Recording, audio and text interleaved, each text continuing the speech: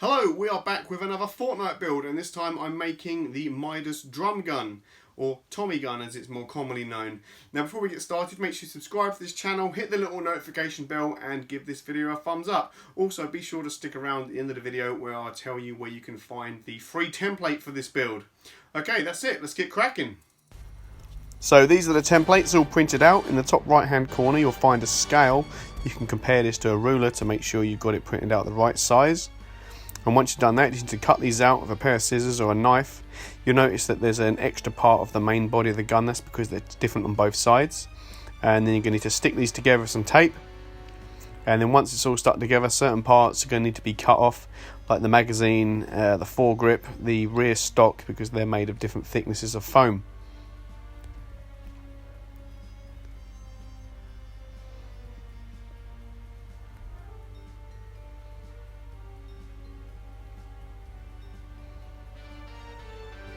Once all the parts are cut out, I pin them to a 10mm thick EVA foam floor mat and trace around them with a knife.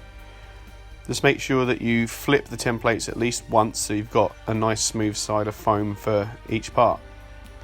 You're going to need 3 layers thick for the main body of the gun. The 2 grips are also 3 layers thick, and the rear stock is 4 layers thick.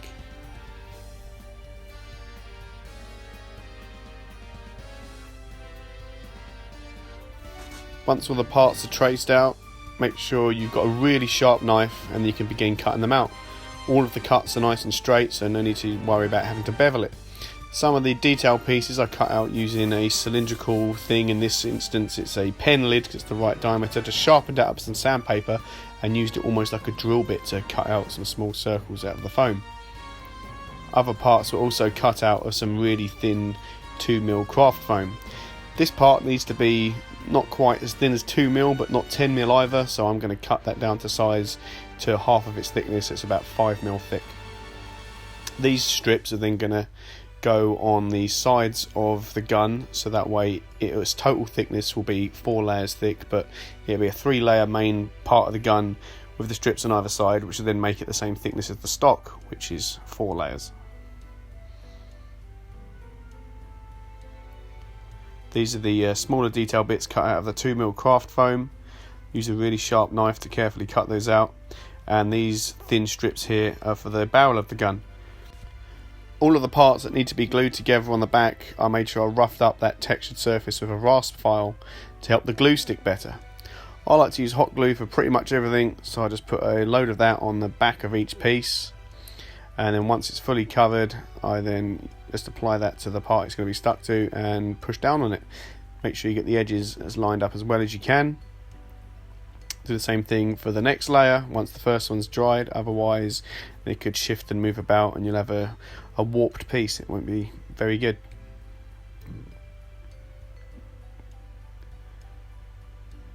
I'm gluing in the bolt. I just cut that out and I'm going to glue it back in, set in slightly so it's recessed on the front side, and then trim off the sticky outy bit on the back, otherwise it won't sit flat to the next layer that I glue it to.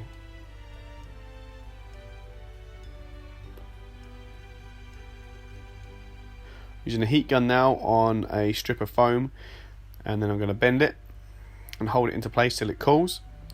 I like to bend these further than they have to go because they spring out a little bit, and then I'm going to glue this a little at a time. So I start off with maybe an inch or so, glue that down, hold it until it's fully set, and then slowly work my way around. This is the drum magazine, by the way, if you hadn't already guessed. It's just a couple of circles and a thin strip of foam. Once you've got that strip on, load some more glue and then put the other circle on. Already pre-cut a load of strips of tape to help hold that into place, as 10 fingers isn't quite enough to get that held in everywhere it needs to be. While the glue's still soft, any of it seeps out, you can rub that away with your finger. Now the wooden parts, they're not going to be wood on this, but the bits that would be wood need a beveled edge, and I get this effect by using a knife. Now sawing at it with a knife like this is going to leave a bit of a rough edge, so that can be smoothed down with a combination of a rasp file to knock back most of the big grooves and indentations, and you can smooth that off a bit with some coarse sandpaper, and then I like to finish it off with a heat gun and heat that up a little bit at a time, and use something flat and smooth and metallic like a spoon to smooth that off some more. You could of course use a Dremel, but that makes a hell of a lot of dust and not really good for doing in your living room.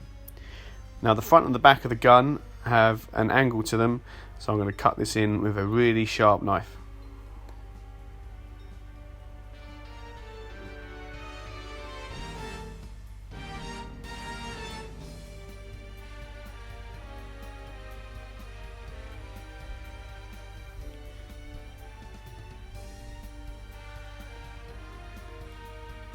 Now the layers of foam doesn't look very good from the top angle, so I'm going to put a load of glue on the top of that and then push that down onto some craft foam and then trim around it, and that will help hide those layer lines. I do this on all the parts that have got layers, which is pretty much every part. It'd be almost impossible to cut the pieces to fit, so I always cut them slightly oversized and then I put them on and then trim them down after.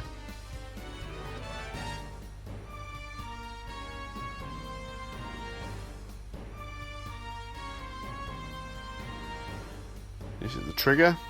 This is the slightly thinned down piece of 10mm foam. Lots of glue to attach the stock, I just don't want it to break off. That should stick out on either side, and then when you put those trim pieces on, then it will line up nicely. So now the main body of the gun is pretty much done and everything's been neatened up and you can't see those layer lines. It's time to add all the detail pieces. So I'm adding a decorative strip around the drum magazine, and then a small circle I cut out using a pipe. It's going to go right in the middle. These little bits would be on the real magazine, where you wind the magazine up to feed the bullets into the gun.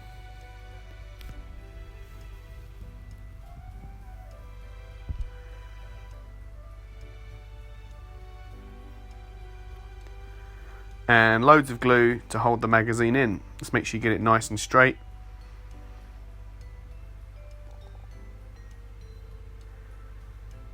These are those decorative strips that go on the side. That should sit flush with the rear stock.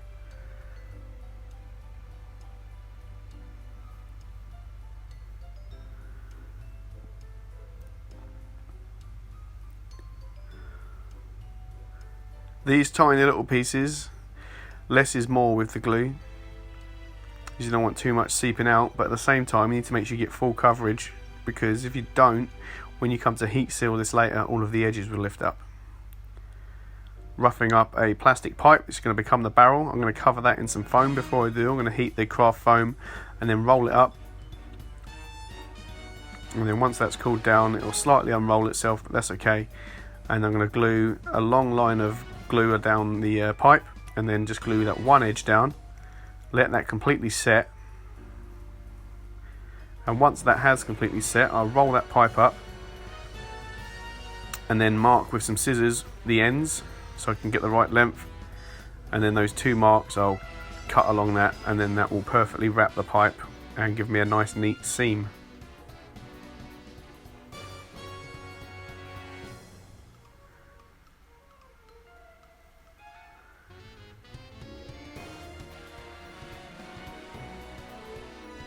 This was again cut oversized, so I just trim the edge to make sure it's nice and flat. The end of the barrel is slightly fatter, so another piece of foam is applied the same way. This was wrapped around twice.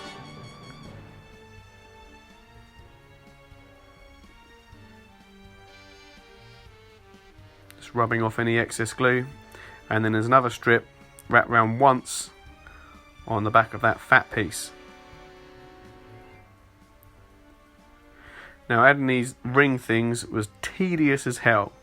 I did those in 3 different sizes. I did 5 of each in 3 different sizes. The ones right at the very back I wrapped round 3 times. The ones in the middle I wrapped round twice. And the ones at the front I wrapped round once. And it took absolutely ages, but it's worth it and looks pretty cool.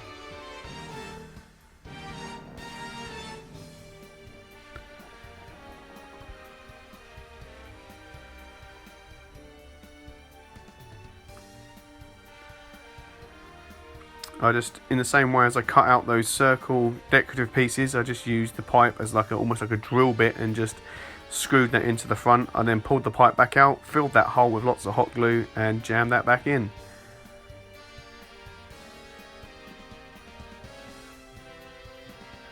I then added a little spacer to go between the barrel and the front foregrip, as it sits slightly lower on the front because of the difference in the ring diameters. Now cutting out the ejection port.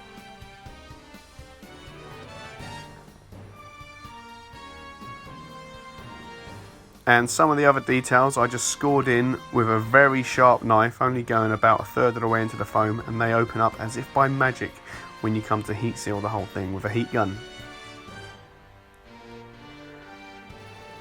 Last thing to do is to add some real hardware. These are actual real screws, and I think they just add a level of realism to a prop that you can't really get with making fake screws out of foam. So these are real screws, and I'm just putting them in where there are actual screws on the real gun.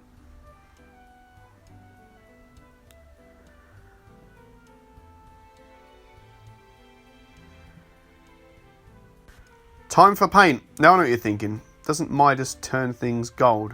Yes, he does. And this is silver paint. And I'm using silver paint because I didn't have a lot of gold paint left. So I used the silver as a base coat just to cover up the dark foam, and then went over the whole thing with what gold I had left afterwards. You could spray this on if you don't want to use brush on paints. It'd be a lot quicker to spray this. I'm doing this indoors, can't really spray much, and I like these paints because they are relatively cheap, and a little tube goes a really long way. Plus you don't breathe in any of the nasty paint fumes. Just make sure you use a soft bristle brush when you do this to help eliminate any brush strokes. Once that is completely dry, we can go in with the metallic gold paint. This is the same brand, it's high viscosity paint, it's really thick, and it is a really nice gold. This is an iridescent gold, and it looks really good. So I did one coat of the silver, and I ended up doing 2 coats of the gold.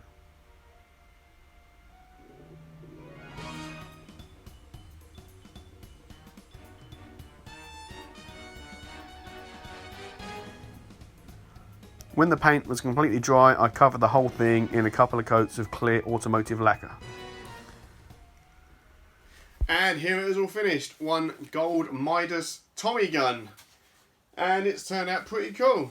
Pretty impressed with the build. Only thing I'm not too keen on is that when it comes to painting it, all I had to do was slather the whole thing in gold paint, which I think is a bit of a shame because I'd really like to have done the metallic weathered black for the main body of the gun, and then gone over the stock, the grip, and the foregrip here in a nice wood grain effect. I think that really would have been a nice way to finish off this build, but you know, Midas got his hands on it and turned the bloody thing to gold, didn't he?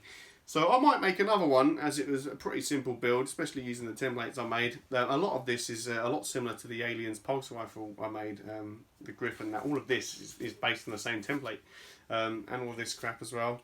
But that's because the M4-1A pulse rifle in Aliens started life as a Thompson submachine gun that added a body around it. So yeah, I could repurpose the handle and stuff, which is pretty cool.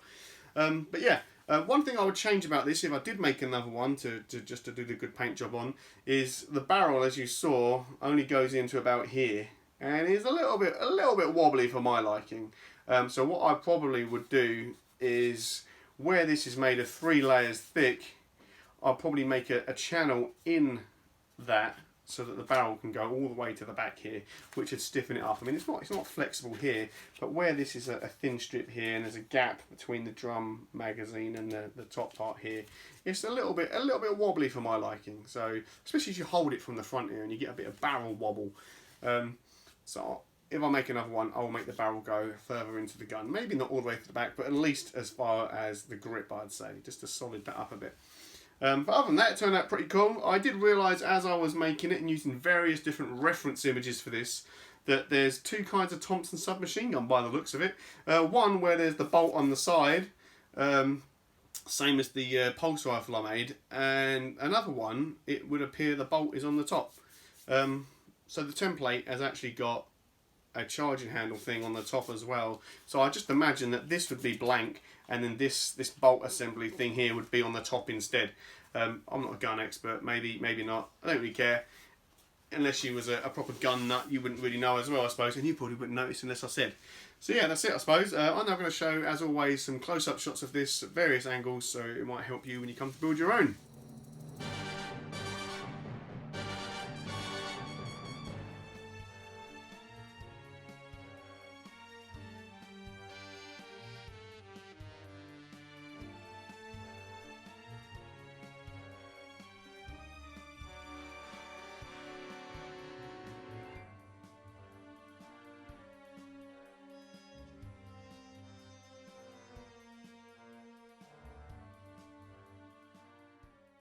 So there we go, one Midas Drum Gun completely finished.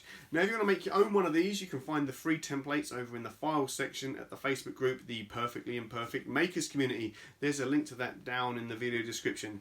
While you're down there checking out that link, make sure you check out the other links as well to my Instagram, Facebook and all that stuff, and give those a like, follow, share, thumbs up and whatever else, because that really helps me out.